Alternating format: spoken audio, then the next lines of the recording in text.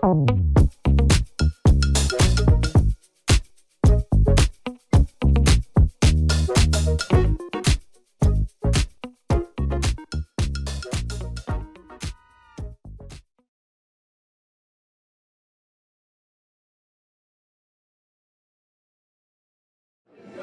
you can hear me, clap once. If you can hear me, clap twice. If you are glad to be in this place on this day with Mayor Michelle Wu, put your hands together. Happy New Year to all. Welcome to Union. For those who are here for the first time, welcome back. To those who've come here before, and to all, welcome home. At Union, we say your family, so each person who comes in the doors is at home as we strive to be spiritual community for all. Mayor Wu, honored elders, seniors, Chief Masso, Commissioner Shea, Representative Moran. I'm Jay Williams, lead pastor of Union Combined Parish. We are a multi-site congregation, and we're just delighted that you're here.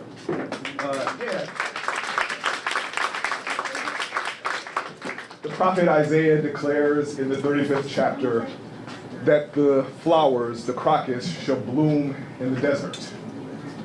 And as we gather in the desert of winter, how fitting it is that we gather today, because Boston blooms. And surely our nation is in a desert of its own, a time of decay and destruction. And nevertheless, even though we're in the desert, we declare that we are never deserted because we have each other. We have each other. That's certainly the message that I heard Mayor Wu in your inaugural address on Monday. Wasn't it fantastic, everyone? It's a message of belonging, a message of unity, a message of radical solidarity. As I conclude, our theme at Union this year in 2026 is connected, a year of interdependence. And our 2026 theme, of course, is a play on the semi-quincentennial, the 250th anniversary of the signing of the Declaration of Independence. And of course, there's irony, right? That as we celebrate freedom from British colonial rule, America is engaged in its own form of domination and conquest. So against this backdrop, we are becoming even more so connected and interdependent. In this new year, we have resolved that no one suffers alone. No one suffers alone. And everyone has a place of belonging and purpose, and that together we will thrive interdependently as a body together. So what an honor it is to host this Boston Bloom event as we host A Strong every Tuesday and Thursday of the week. And although our partnership has only been since May of last year, I cannot imagine Union without the A Strong Commission being here throughout the week. It's a wonderful thing to be able to actually come to work and to be greeted by the laughter of reminiscing, by the music of dancing and chair yoga, basket weaving, and all the activities that are planned here. So, indeed, this is a year of interconnectedness. So let's be community together. Put your hands together.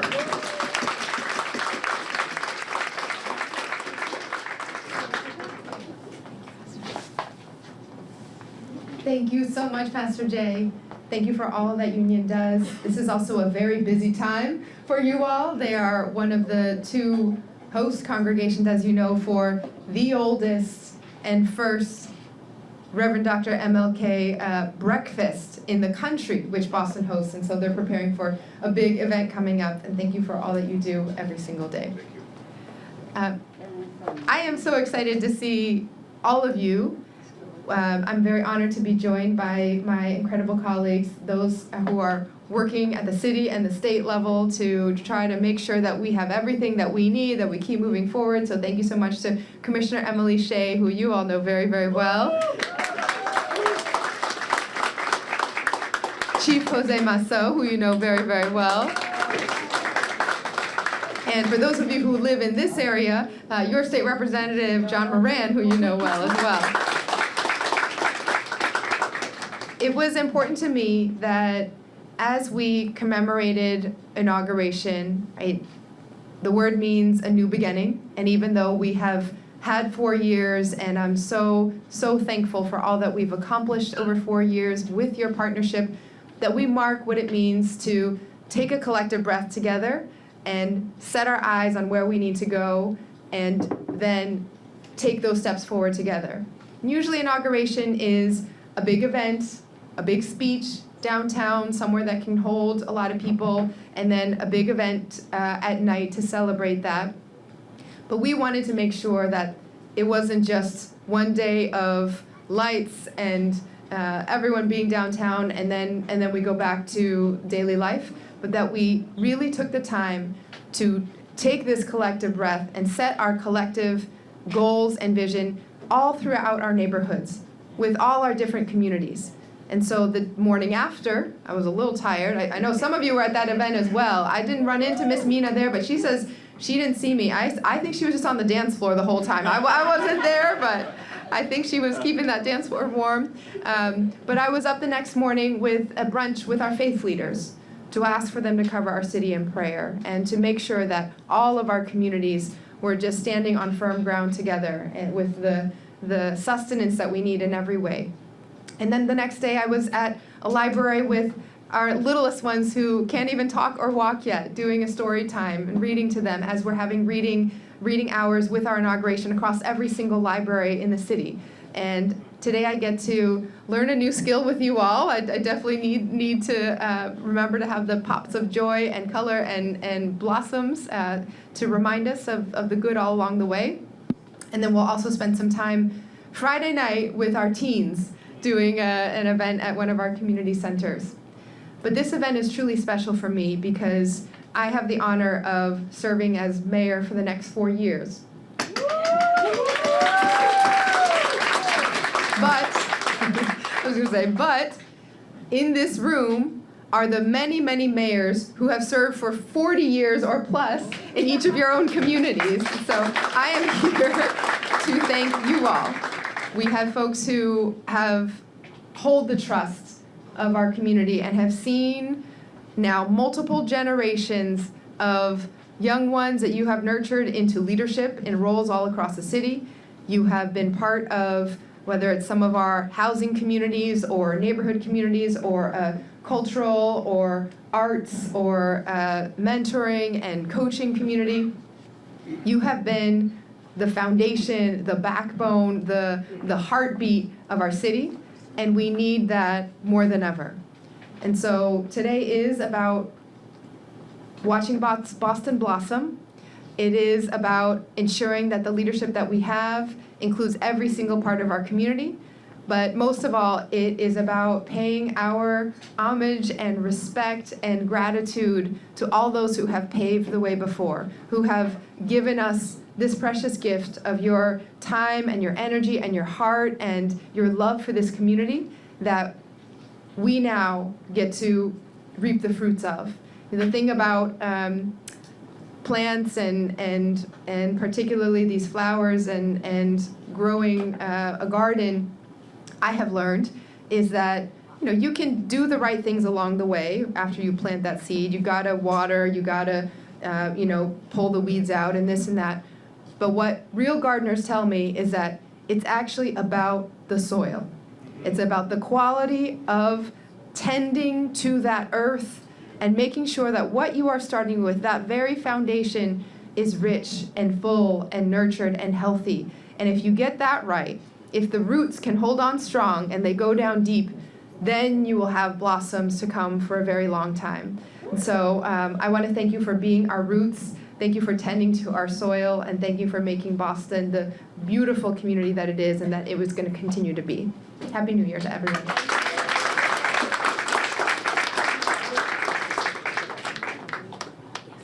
And thank you to the Boston Flower Company for partnering with us. They are one of our partner businesses. They are open in Mattapan. It's amazing. It's not just flowers there, it's community, it's classes like what we're going to see today, and anything else that you want to say, Unique, about? Okay, all right. And the incredible owners are here with us as well. So I'm going to pass the mic on to... Okay, and I want to recognize that City Councilor, Reverend Mignard Culpepper is here as well. Thank you so much for being with us. And I'm going to pass the microphone on to Commissioner Emily Shea. Thank you so much, Mayor. And I figured we'd have the mayor go first because we love our mayor, and we're so happy to have her leading us for the next 4 years. So let's give the mayor a big round of applause. And I want to say that I love the idea of this event, and many thanks to the mayor and to Jessica for lifting up this idea and making sure that we could all learn something new today. But that's a lot of what we try and do at Age Strong, right? Try and make sure that we all have opportunities to engage, to connect, to learn new things all the time. Thank you so much, Jay, wherever you went, and the whole team at Union Church for your partnership on this. It's so important that we have spaces that people can come together and do things. And I want to thank again the mayor for her investment so that we can lift up sites like this. And also to Rep Moran, who put an earmark in the budget so that we could do additional programming right here in the South End neighborhood.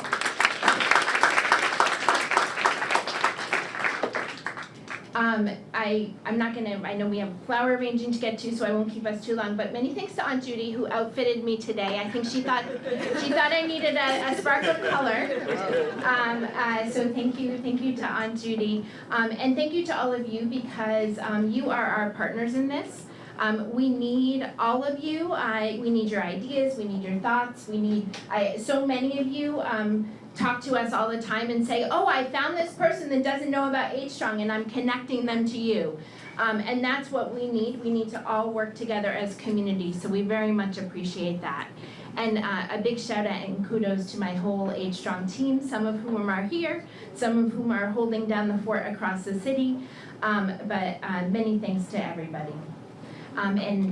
Chief, I'm going to turn it over. We have the pleasure, I would say, of being part of the Human Services Cabinet.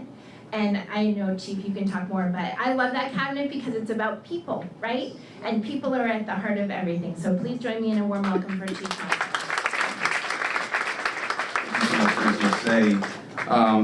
As mentioned, in addition to being the Chief of Human Services, I have the honor and privilege of working closely with, I say, the best mayor in the country, Mayor Michelle Wood.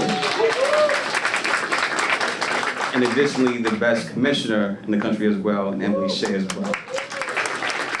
So as mentioned, Human Services Cabinet oversees 6 departments. So in addition to Age Strong, we have the Office of Veteran Services, the Office of Returning Citizens, Boston Public Libraries, the Boston Centers of Youth and Families, and the Office of Youth Engagement and Advancement. So what I like to say is from the youngest to the oldest and everybody else in between. And so we are where the people are in services, programs, and resources as well. At this time, as we're celebrating this week of inauguration, I think a lot of things have been already uplifted. And Pastor Jay, thank you so much for sending this off. And as our mayor had mentioned, I am a seed that was planted in the soil of the city of Boston. And so as a result of who it is I am today, was a result of the foundation that the city was able to provide for me. At this time, I think what's critically important are 2 main things. One is building community, and exactly what we're doing here. And I've already been invited to the cheer yoga that does take place here, so I will be coming back. And so a lot of folks have already been calling me out, and I already acknowledged that I participated in some other cheer yogas throughout the city, but I have not participated here just yet. So I will be back. The second thing that's critically important as well is storytelling. And I'm gonna share the quick story about my great-grandmother, who I know many of the members of my team have already heard, that my dad often shares.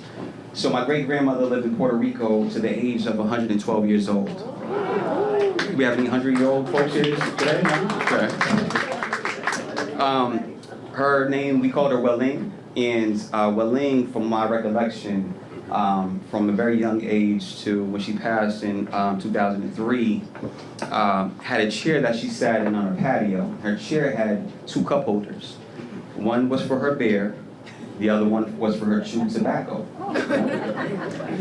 So every single day, she would be there and she'll have her beer. It was usually Budweiser that she would sip from, and she would have a chew tobacco. 3 years prior to her passing, my dad went to go visit her. So this was in 2000, and he went to go visit her, and he noticed something. When he seen her, he said, "Well, ¿qué pasó? What happened? Where's your other cup?" And so what he noticed is that she only had her beer. And her response was, "Oh no, my son, I heard chewing tobacco is not good for your health." Mind you, she was 109 years old at the time. But that thinking of being able to adapt and learn something new gave her 3 more years of life, gave her 3 more years of being able to experience her grandchildren, her great-grandchildren, and her great-great-grandchildren as well. So just that acknowledgement of being able to learn something new, to be in community as well, is exactly what it is that you all are doing today. So please, I encourage you, and with the resources that A Strong provides and the City of Boston provides, continue to learn, continue to grow, continue to explore, continue to be in community as well. So thank you all for your time, thank you all for being here, and thank you all for your leadership. We appreciate you all.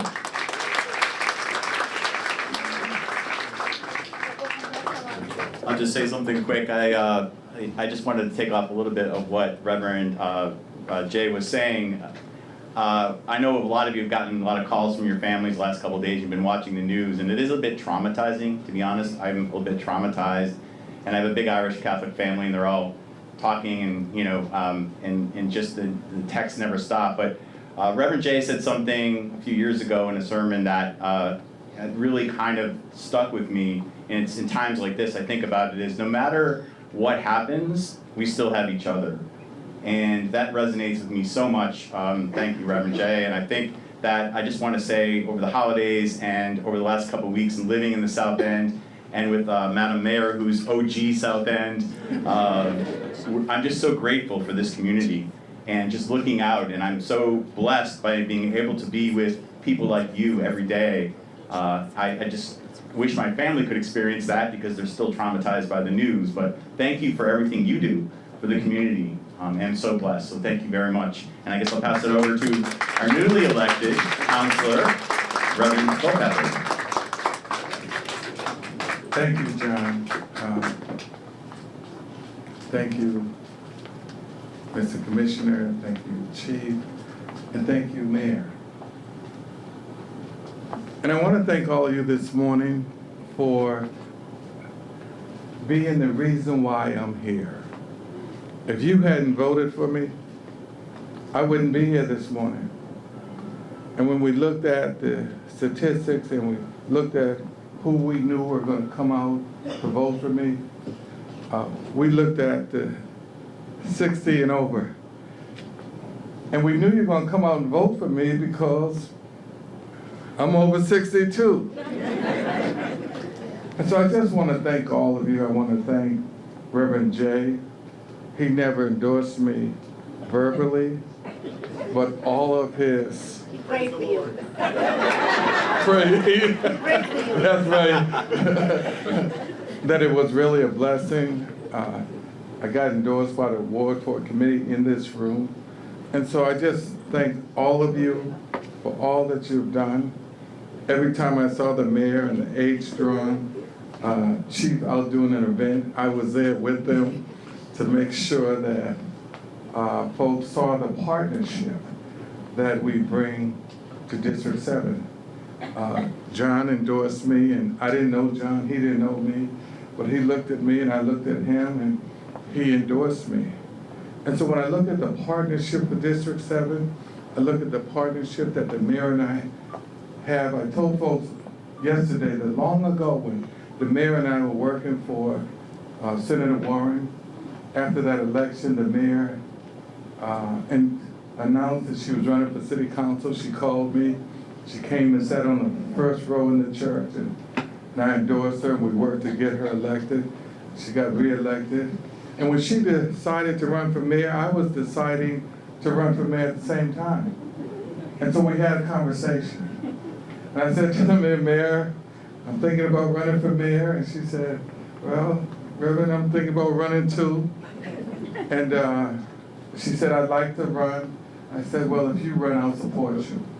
And I think that's the kind of partnership that we've always had. the kind of partnership that we'll bring to District 7, so we can bring additional resources and building to District 7. And I've been saying all campaign that it's not about me, it's about we.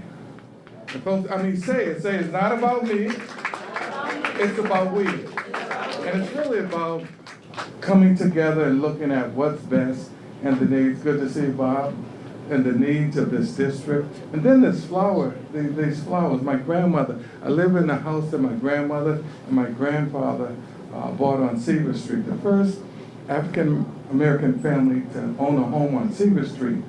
And my grandmother planted all of these flowers, Sandra, didn't she? And I still have a blueberry bush that my grandmother planted years and years ago. This summer we got more blueberries from that bush, and the peach trees in the backyard that my grandmother planted, and I planted fig trees because she planted fig trees in the backyard, and we had tons of figs off the tree this year, and the grapevine that she had. And so when you look at flowers and the growth, and I heard the mayor talking about the Bible says good ground. I thought she was about to preach. I just thank God for what we have and cherish that we have one another, and that when we wake up and we want to do good. And so I thank you for all that you have done. I want to be the best partner with you that I can, because if it wasn't for you, I wouldn't be here. And you made a decision that I want to vote for that guy, and I want that guy to be my next District 7 City Councilor. So I want to be the best District 7 City Councilor that I can be. And it's because it's not about me. It's about me. Thank you.